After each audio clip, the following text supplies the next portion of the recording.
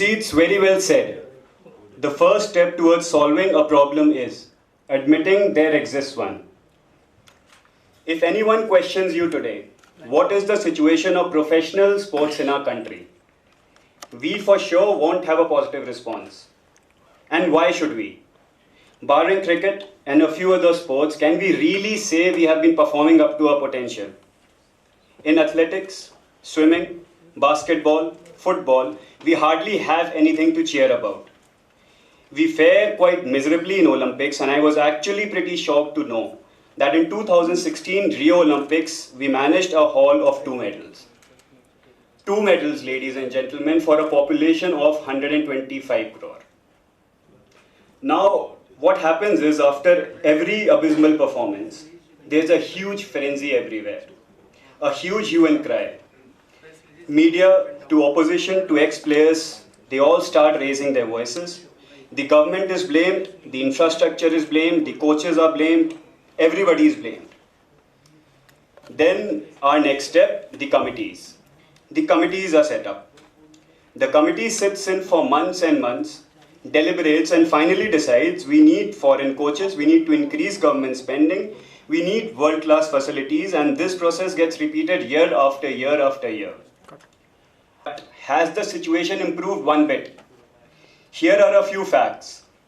In 2004 Olympics, we managed 1 silver medal. In 2008, we had 3 medals, which included 1 gold. In 2012, we managed a haul of 6 medals with no gold medal. And in 2016, we had 2 medals with no gold. I think we have our answer. This clearly states we are making a clear and obvious error somewhere. We are overlooking something very basic, something that's right before our eyes. In this paper, I tried to understand the core issue, the major problem as to why we fare so poorly and why, despite number of committees, we are still at the same place from where we started. The major issue that India faces today is lack of sports culture. We don't have a sports culture. A survey conducted by Sports Survey of Life established that merely 5.56% of the Indian population is inclined towards sports. That is associated with sports directly or indirectly, and when we talk of females, this percentage drops down to something as low as 2.5%. Here lies the real problem.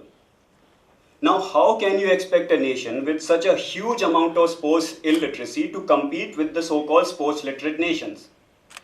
Let's talk of United States here. In 2015, sports literacy in the United States was 18.27%. That is roughly 18% out of a population of 32.72 crore played in the US that year. Another interesting study conducted by American Book Publishers Association revealed that in 2016, Americans spent $56 billion in attending sports events and $27 billion on book purchases. What does it suggest? Well, I do not say that for an American sports is more important than academics, no. But for sure, this highlights the sports culture that the country has. This highlights the positivity with which sports is viewed in United States of America. Similarly, China. According to a study, more than 10 crore people in China play badminton, professional or amateur. And more than 30 crore people in China play basketball. Again, this highlights the sports culture that China has. Now people may ask, how does sports culture affect our medals tally? I say it affects it very directly. More people playing leads to an increase in talent pool. Increase in talent pool means more sports persons to choose from. And this leads to more and more talented people coming through and hence better results. Once again, I would like to give an example of China to show how increase in sports literacy directly affected their medals tally. China started its sports awareness program for mass participation in the early 1980s. The journey of China in the medals count substantiates our understanding. In 1988 Olympics, China had 28 medals and they finished 11th. In 92, China had 54 medals. In 96, 50 medals finished 4th. 2058 medals finished third, 2004 63 medals finished second, 2008 100 medals finished first. 2012 91 medals finished second, and 2016 70 medals again finished third. What does it suggest? For sure, it suggests that as the participation went up, as their sports literacy increased, so did their medals count. They could enhance their talent pool, and hence they could enhance their medals tally. Now that the problem is identified, what's the solution? You see, what we really need is a revolution. We need a transformation, we need a movement to make sports a culture in our country. And I believe some work has already been started by the Honorable Prime Minister with the launch of Khelo India Mission. And I have been saying it right since its launch that it has not been launched merely to organize tournaments and give away prizes, no. But the Prime Minister has a larger vision where he wants to make sports a culture in our country. But a movement can't be started in a day. And a movement can't be started with just one sector working and others lying dormant. For a movement, what we need is a change in mindset of the population and a change in mindset of the entire generation. For this, ladies and gentlemen, I present before you all the policy of carrot and stick. As I have said earlier, a culture is not made in a day. For it, a change in mindset of the entire generation is needed. Hence, we need to start with kids, right from nursery and kindergarten level. We need children to develop an interest in sports. We need them to have a positive mindset, a positive attitude, and a positive outlook towards sports. We need to give the child at least a chance to figure out which sports attracts or interests him or her. And how exactly do we do that is the question. For this, my NGO Sports A Way of Life, way back in 2017, launched a no sport booklet in English and Khel Praveshika in Hindi, as I very firmly believe that if a child can be taught A for apple, B for boy, or if a child can be made to learn Ka se kabutar and Kha se khargosh, then why can't the same child be taught A for athletics, B for basketball, or why can't the same child learn Ka se kabaddi and Kha se kho-kho?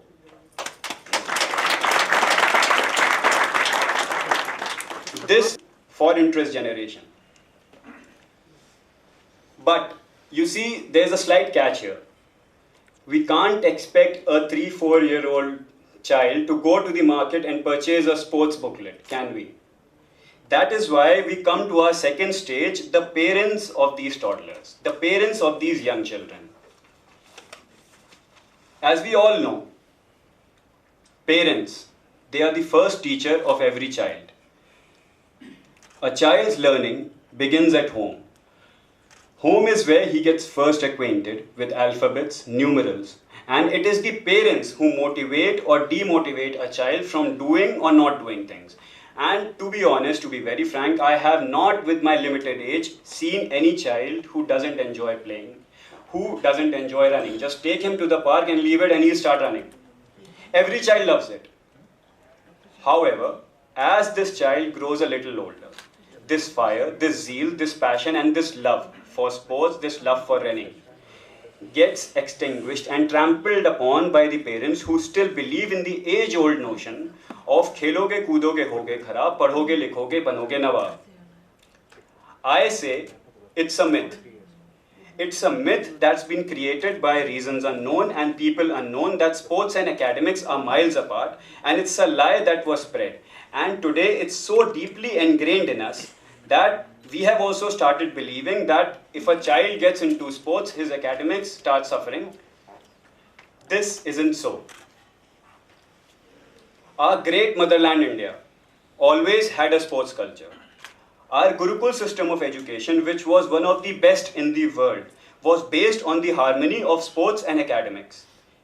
In the Gurukuls, a student was expected to master both the Shastras and the Shastras. By Shastras, I mean skills like archery, horse riding, wrestling, javelins, etc. And since this discipline wasn't just confined to the warrior class, that is the Kshatriyas, but it had to be mastered or at least learned by the other communities which were engaged in education. This substantiates my understanding that India always had a sports culture, plus in our education system, sports and academics were always at par. It was this education system, it was this way of life that made India great and produced great kings like Ashoka and Chandragupta, and great scholars and teachers like Chanakya, and great universities like Nalanda. And as illustrated above, we don't have it anymore. Parents expect their children to study and keep away from sports as they feel it will help them in fulfilling their dreams, ambitions, and goals. This is not so. My research proves how sports is not just necessary for mental and physical fitness, but also for overall personality development of each and every person who's associated with it. The 16 values which a child learns in the playground, they help him in overcoming the most negative testing and traumatic situations in life. These 16 values, they help a person in leading a far better life. It's imperative that parents encourage their children to participate in sports. It's imperative that parents encourage their children and motivate their kids to play. But the question remains, why will the parents do that? Why will the parents send their children out to play when they are still living under the illusion that sports spoils their kids? For this, a mindset change is needed, and the mindset can be changed by following the policy of carrot and stick. By carrot, I mean parent sensitization through circulation of appeals, conducting talks, and organizing lectures. In this stage, parents need to be told that in this era of tough competition, we all fix dreams, aims, and ambitions for our children. In order to achieve these dreams, a child has to undergo enormous amount of pressure and struggle. We all set an objective for a child to become a doctor, an engineer, a civil servant, a professor, a lawyer, but do we ever think about acquainting our children with the requisite tools to overpower and face the immense pressure both mentally and psychologically that these goals bring with them? For sure, we should all dream big for our children, but we should also make sure that we prepare our child mentally and psychologically so that they can go ahead and achieve those dreams. Today, we see numerous examples where our children are unable to handle the pressure of the competition and the society, get engulfed in the clutches of depression, and end up committing suicides.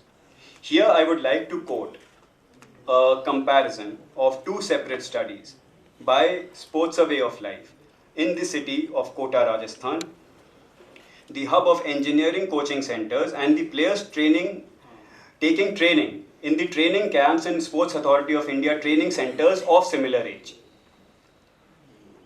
33% students said they had no interest in studies and they were there under pressure.